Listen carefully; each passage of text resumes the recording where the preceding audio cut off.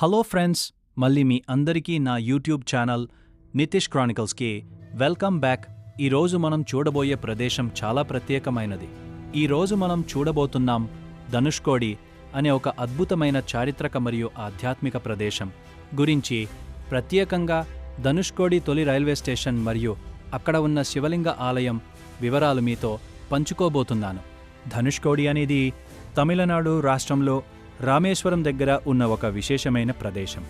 ఇది చరిత్ర, ప్రకృతి మరియు ఆధ్యాత్మికత మూడు కలిసిన పవిత్ర భూమి.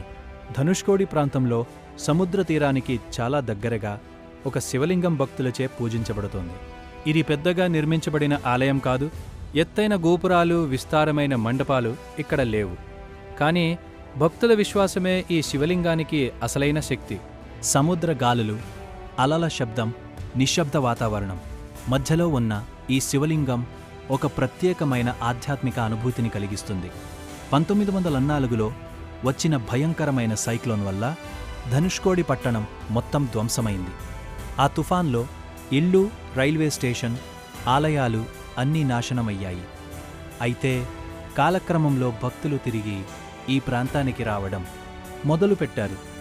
అప్పుడు సముద్ర తీరానికి సమీపంలో ఉన్న ఈ శివలింగాన్ని గుర్తించి భక్తులు దీపాలు వెలిగించడం, పూజలు చేయడం ప్రారంభించారు. స్థానిక భక్తుల విశ్వాసం ప్రకారం ఈ శివలింగాన్ని దర్శనం చేసుకుంటే మనసుకు శాంతి లభిస్తుంది, భయాలు, ఆందోళనలు తగ్గుతాయి, శివుడి కృపతో కష్టాలు తొలగుతాయి.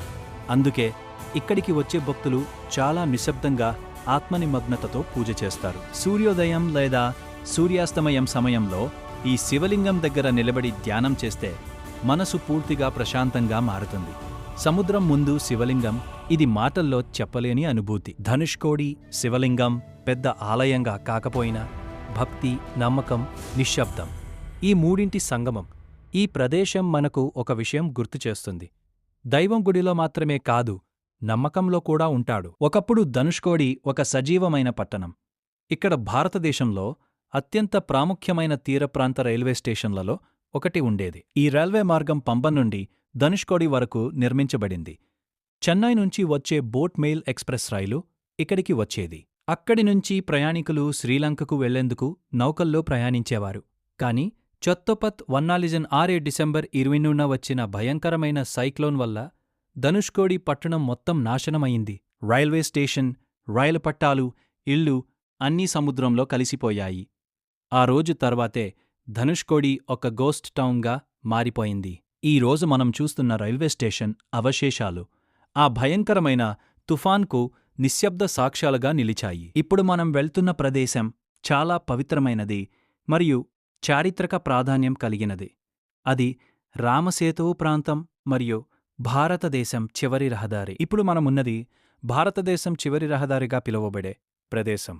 ఇక్కడి నుంచి ముందుకు వెళ్లాలంటే రహదారి కాదు, సముద్రం మాత్రమే ఉంటుంది. ఈ ప్రదేశం మనకు ఒక భావనను కలిగిస్తుంది. ఇక్కడితో భారతదేశం ముగుస్తుంది. కానీ విశ్వాసం మాత్రం ఆగదు. ఈ రహదారి చివర నిలబడి సముద్రాన్ని చూస్తే మనసులో ఒక అద్భుతమైన నిశ్శబ్దం మరియు భక్తి కలుగుతుంది. ధనుష్కోడి ఎండింగ్ వచ్చేసినాం స్వామి శరణం. సో మనం లాస్ట్ ఇయర్ కూడా వచ్చినాము, లాస్ట్ బిఫోర్ ఇయర్.